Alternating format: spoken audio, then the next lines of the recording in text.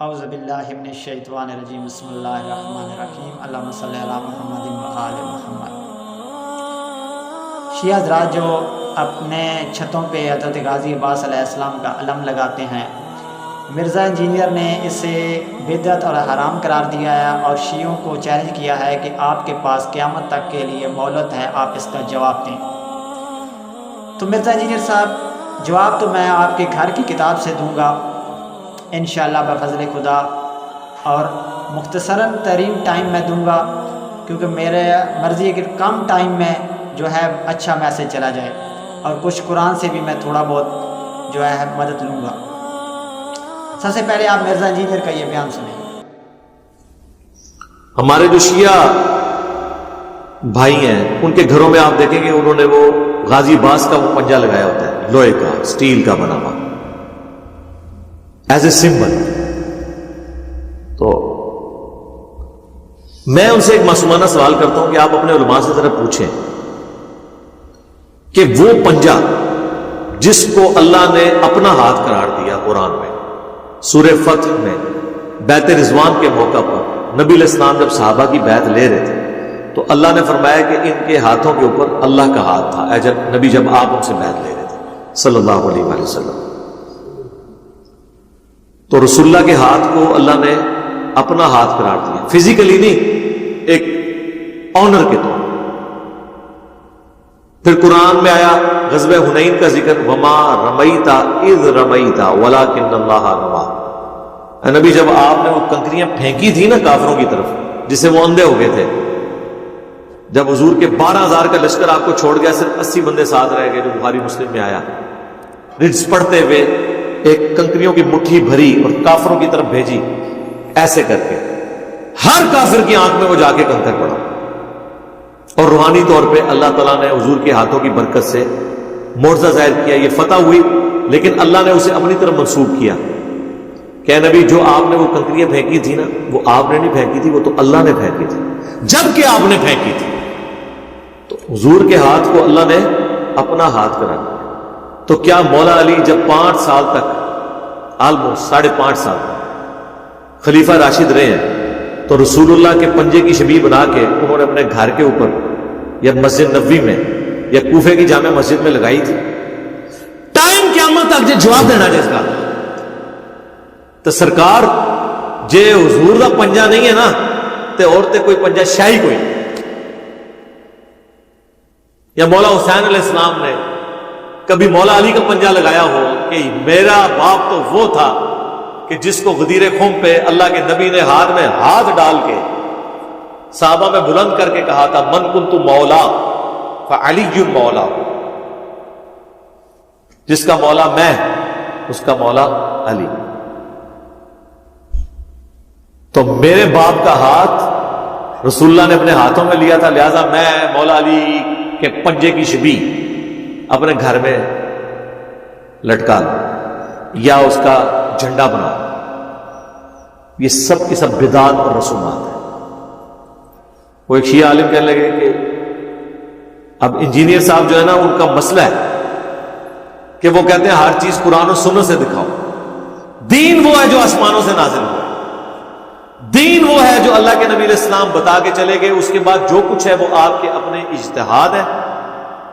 جو زیادہ سے زیادہ جواز کے درجے میں چیزیں ہو سکتی ہیں، ہماری مرضی، ہم اسے بدعت کہیں، حرام کہیں، جو مرضی کہیں، چونکہ وہ دین نہیں ہے، وہ آپ میں خود کھڑا ہوا ہے، آپ کی مرضی اسے ثواب بنا کے بے شک پیش کرتے ہیں، ہم تو آپ کو صرف سمجھائیں گے۔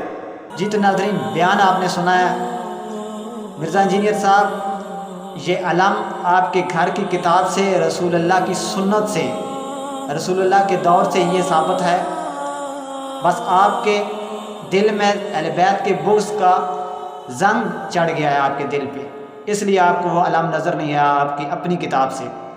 صحیح بخاری، صحیح مسلم، سیاستہ کی تمام کتب میں یہ حدیث موجود ہے۔ جب خیبر فتح نہیں ہو رہا تھا، دشمن للکار رہا تھا، کوئی جواب دینے والا نہیں تھا، اسلام پہ مشکل بن چکی تھی، اسلام کو ایک مشکل کشا کی ضرورت تھی، تو اس وقت رسول خدا صلی اللہ علیہ وآلہ وسلم نے فرمایا، کل میں علم اس کو دوں گا جو مرد ہوگا، وہ اللہ رسول سے محبت کرتا ہوگا، اللہ رسول اس سے محبت کرتے ہوں گے۔ رسول اللہ کے اس ارشاد سے یہ ثابت ہوتا ہے کہ علی کا اللہ بھی عاشق ہے، علی کا رسول بھی عاشق ہے، اور اس ارشاد سے یہ بھی ثابت ہوتا ہے کہ علی جیسا کوئی اللہ کا عاشق نہیں ہے، علی جیسا کوئی رسول کا عاشق نہیں ہے۔ اسلام کا علم رسول اللہ نے عطا کیا مولا کائنات علی ابن ابی طالب علیہ السلام کو۔ مولا کائنات علی ابن ابی طالب علیہ السلام نے یہ علم، یہ اسلام کا پرچم اپنے بیٹے امام حسن علیہ السلام کے سپرد کیا۔ امام حسن نے یہ علم امام حسین علیہ السلام کو دیا۔ امام حسین علیہ السلام نے یہ علم کربلا کے میدان میں حضرت غازی عباس علیہ السلام کو دے کر کربلا کے میدان میں بھیجا۔ حضرت غازی عباس علیہ السلام کربلا کے میدان میں شہید ہو جاتے ہیں۔ یہ علم ان کی وفا کی وجہ سے ان سے منسوب ہو جاتا ہے۔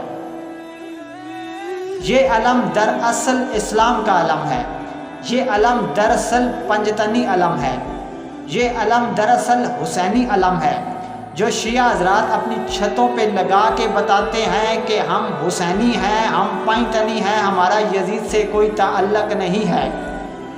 اور غازی عباس کا وہ پنجہ جس پر آپ اعتراض کر رہے تھے، وہ پنجہ آج بھی چھتوں پر قائم ہے اور یہ بتا رہا ہے کہ کربلا میں اصل میں حسین نے جنگ جیتی ہے، اصل میں کربلا میں یزید جو ہے کل بھی مرد آباد تھا، آج بھی مرد آباد ہے اور مرد آباد رہے گا۔ یہ غازی عباس کا پنجہ چھتوں پہ لہرا کے بتا رہا ہے، اور اسلام کا پرچم چھتوں پہ لہرا رہا ہے اور بتا رہا ہے کہ اصل جنگ اسلام کی تھی جو حسین نے جیتی۔